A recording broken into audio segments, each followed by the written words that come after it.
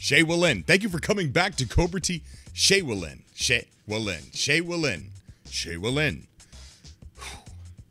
Shaywillin. Shaywillin. Shaywillin.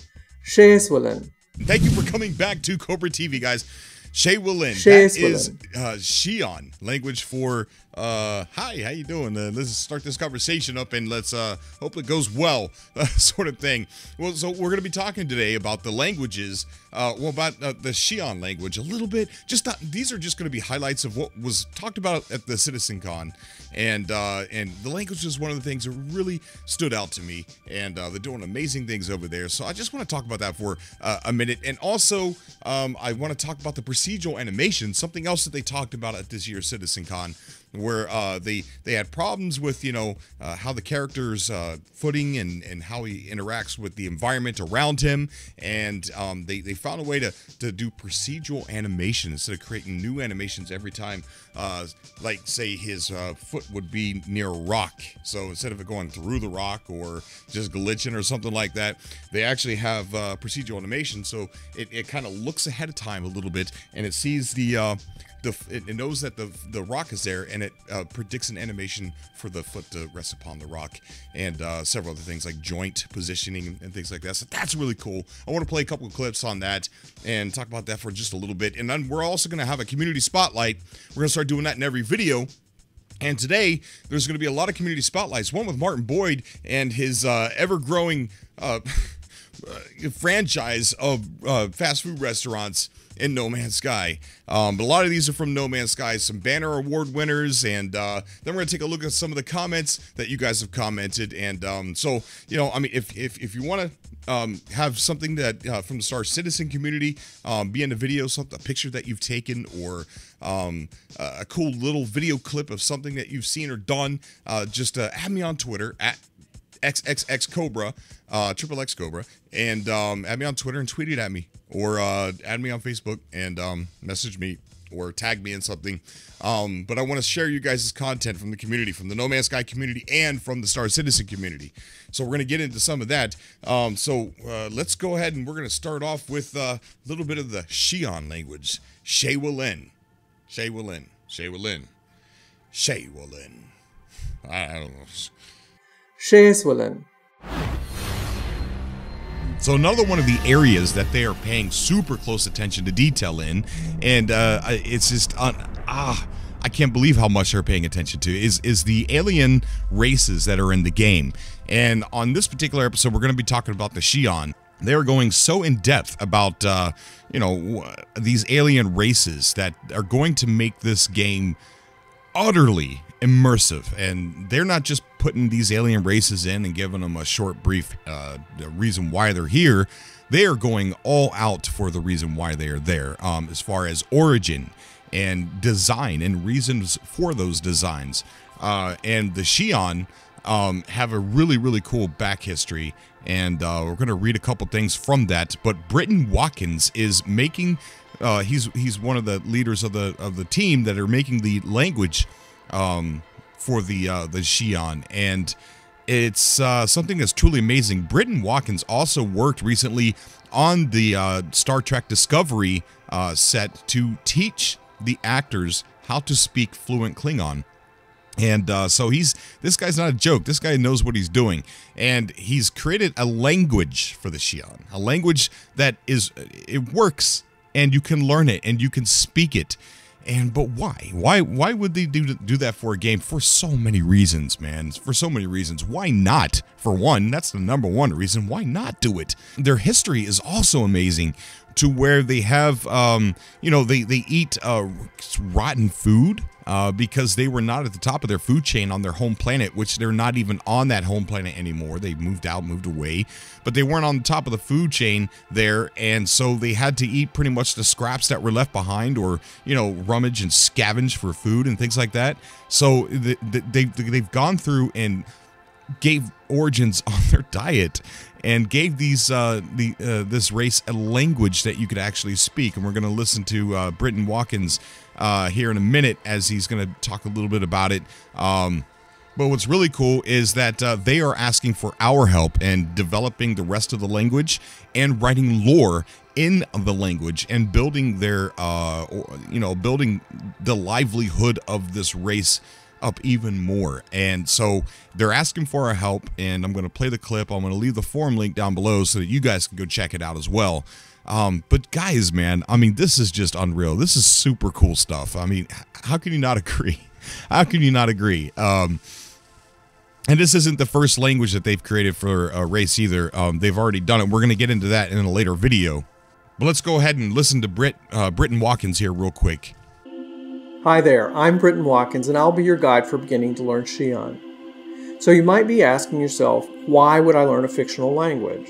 While it's true that understanding Xian or any other language in the end isn't going to be the key to the game, the production team here understand that this kind of investment in building out the universe has big payoffs, not just for richness in gameplay, but because it also gives you another dimension in which you can engage in and get enjoyment out of immersing yourself in these worlds. Fictional languages can become real, even if the original speakers are fictional. While this series is intended to introduce you to the foundation of speaking and writing, just as you can't learn Spanish or Japanese in an hour, this course will not be completely comprehensive. We're also looking to enlist your help in directly contributing to the language as well. So, how will you be learning all of this at first? We are preparing these videos. They will help you primarily with the sounds of the language and put you on the right path to learning how to read the script. They will also teach basic words and phrases and introduce you to enough grammar that you can start formulating your own thoughts and sentences in Xian, which the Xian call, by the way, 我想. But beyond these videos, there is a big document that you will be able to get as a PDF. It's not a bunch of step-by-step lessons either per se, but it has a tremendous amount of material in it and details on the language that these videos will not be able to cover. Some of you will be able to digest and make more sense of this document than others. So that you can all help each other out, there is also a forum on the RSI site where you can come engage with me and other learners. There we'll share ideas and answer each other's questions. I created, or rather I'm the person responsible for the inception of Xian as a grammatical fictional language, but we all together will make it real. The dictionary for Xian is a hosted digital database, and it will grow over time as the language grows. And finally, on the topic of learning to speak it, I can't do that fluently yet either. We're all in this together. So I'm looking forward to meeting you on the forum. Come on over and introduce yourself. Before we wrap up this segment by starting to learn some useful words and phrases, I want to point out to you again that by engaging with everyone else who cares about this language, you will be expanding its scope and importance. As the Xian culture grows, and as the writing team and technical folks at Star Citizen build out more and more elements of their society, cities, worlds, and systems, the language will grow also. And the Xian, despite being humanoids, are very unlike humans in so many different ways. Star Citizen thinks of you as being a vital part in this experience. So by understanding this alien civilization and talking about them and writing stories in their lore, in their culture, in their own language that you can learn here, over time you'll be on a path to influence how Xian civilization evolves to be more fun and engaging for everyone, even the people who are not learning the language. Regarding that, the Xian might even say, Es Huang Epuang. It's surely of great importance. All right, so super cool stuff, you guys. Go over to the link to the forums, should be down below. Go over and check it out. See how you can get involved in helping mold the or build this language and the lore and other things. They're asking for our help, so I think that's really amazing. We're going to take a look at the procedural animations tech that they've got going on, which I think is really, really cool. They had some, they showed some examples of when he was walking upstairs and it didn't look right, and he would walk through objects or he'd step on something and it would just glitch out. And they created a very awesome way for it's almost like some of the tech that we used to see from Sean Murray speaking with No Man's Sky, to where the system looks ahead and generates what's ahead of you. So that way it's trying to reduce as much popping as possible, and it generates the world that you could see, things like that. So what's cool about this, and they explain it much better than I do, is it looks ahead of the ground and knows what objects are getting ready to be in the player's path. So therefore, instead of creating a bunch of whole new different animations for the player, it actually just uses the joint movement that already exists for the player. Then it creates an animation based on what the object is. So I'm going to show a few examples and play a couple clips here. But there's not a whole lot to talk about on this subject. I just thought it was really super cool, and it's little details like this that just make me go nuts. It's truly amazing. They're trying to make this game as realistic as possible. They're putting so much time and effort into it, and they have the backing to spend the money to do this game right, and I think that's what's important to them, because I think this is going to be historic. Yeah, it is. It's going to be historic, the release of this game. Because they are doing things that most developers take shortcuts on, or just don't have the technology or the time or the money, and they're putting everything into this game, and I think it's amazing. But let's go ahead and take a look at a couple clips of him explaining this, and it's just it's not big news or anything like that. It's just I thought it was really cool. So let's go ahead and take a look at a couple of those clips. Every obstacle we place in the environment. And this is a simple test level I made with a lot of stuff in it. And when a character walks through this environment, and there's an obstacle in front of it, then you can see that sometimes he puts his feet directly on that object, and then he lifts his entire body over it. And sometimes he just steps over it. Now, to get something like this to work, the character needs a pretty good understanding of the environment around him. And he also needs to look into the future to react to whatever is in front of him. And when we see people walking in real life, especially when they walk over uneven terrain, they always look at the ground in front of them to find a safe position for the next footstep. And our in-game character somehow needs to do something similar. He needs to analyze his environment somehow to figure out what's around him.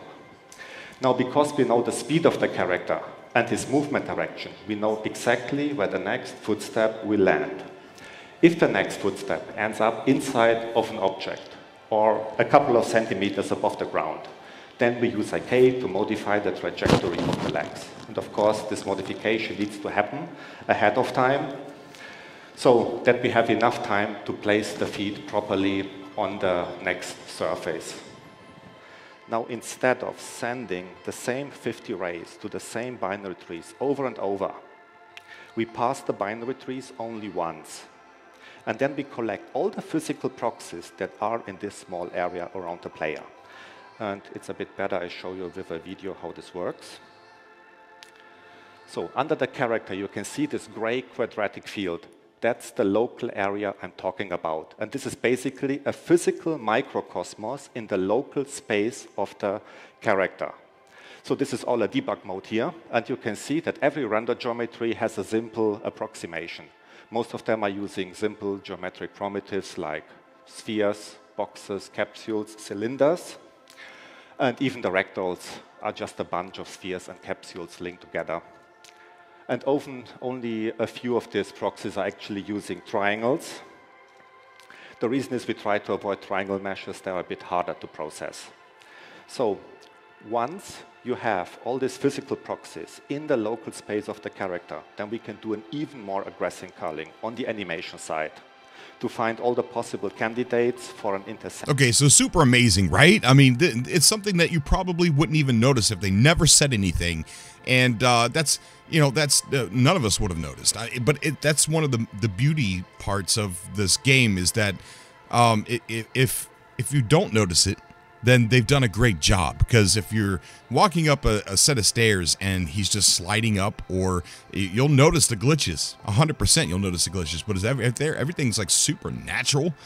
I don't think that most of us would stop while we're playing the game and say, huh, look at how his foot is resting against that rock, or look how he stepped up on that curb. And that if we don't notice it, then that's a great job. And I think that's really cool. And I think it's cooler that they actually said something, because I think they know that if the game is super polished and it works so naturally, I don't think that we're going to notice all the hard work that went involved in their tooting their own whistle, and I think that's really, really amazing. Really cool. All right, guys, time for the Community Spotlight, where we show your content, whether it be No Man's Sky, Star Citizen, or anything else, really. When you're part of Cobra TV, you're part of the whole community. You're not part of just a game. I want to go ahead and show some things from the community. Right now, we're only getting tweets and alerts of things that people are doing in No Man's Sky, but I want to change that. I want to have all kinds of stuff that you guys are doing, fan art, you know, things like that, you know, anything. So yeah, go ahead and add me on Twitter, and we're gonna take a look at some of those things today. This is a way I thank my Patreon supporters and my subscribers who have taken the time to subscribe to Cobra TV, and you know, they want me to share some things, and I want to share them too. And so let's go ahead and take a look at some of that stuff. I explained that way too deeply, didn't I? I do that.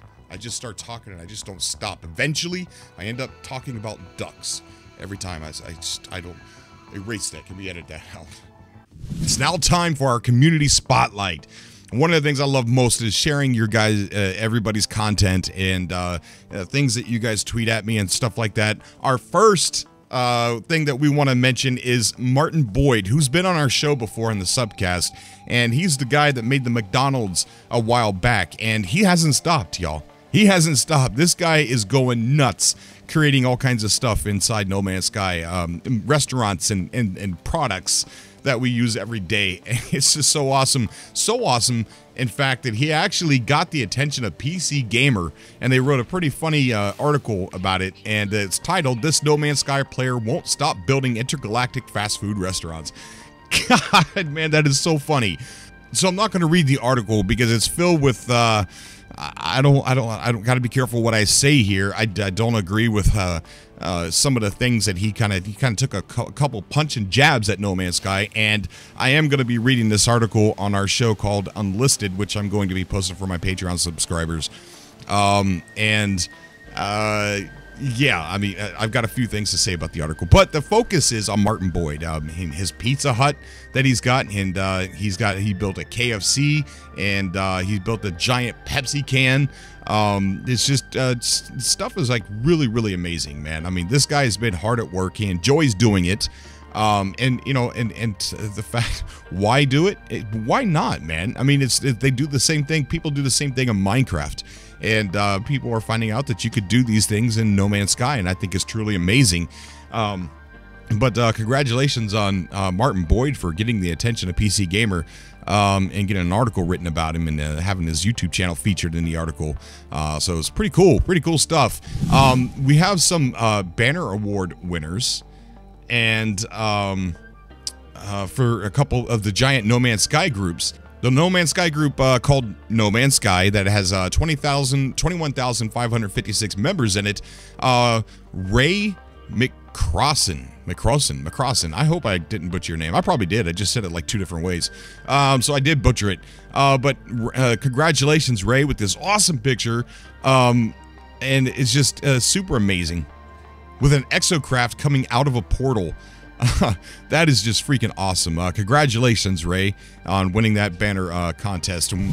So we got another one for Explore No Man's Sky, which is my group. And this banner contest winner goes to Hassan Sohail.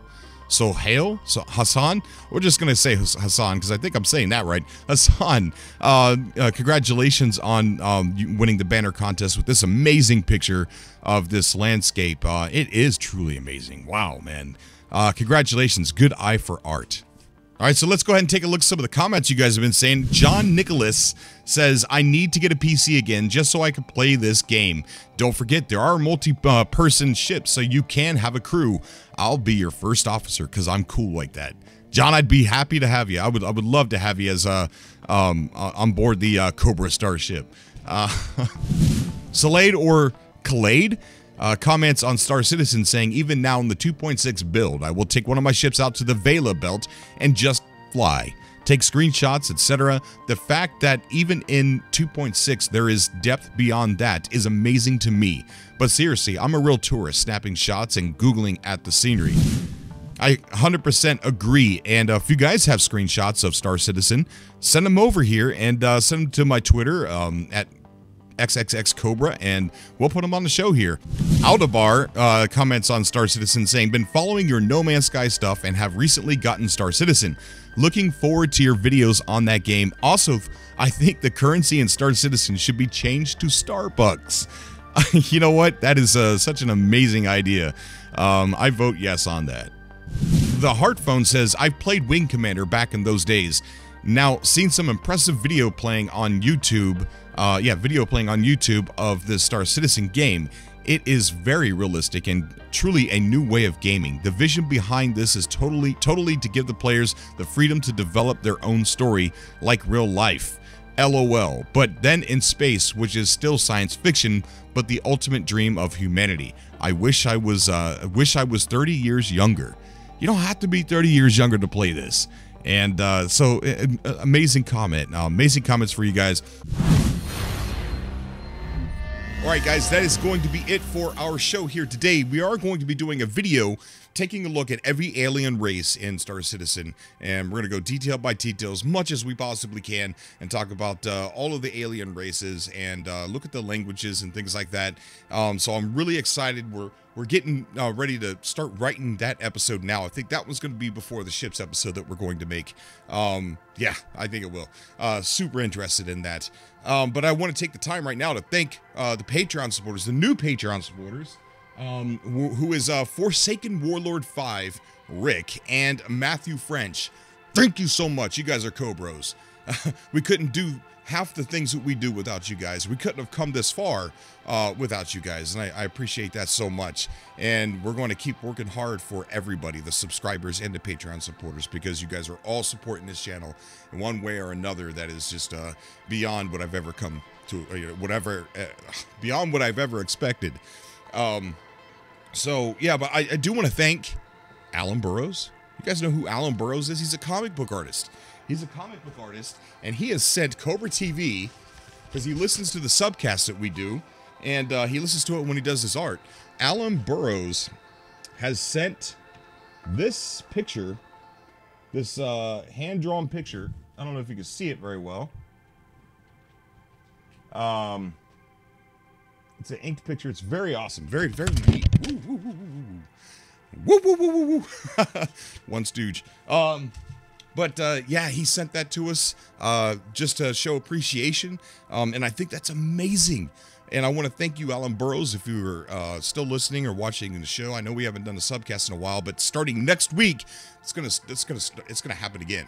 It's gonna start up again. So yeah, man, Alan, thank you so much. If you guys aren't familiar with Alan Burrows' artwork, he does artwork for the Red Dwarf.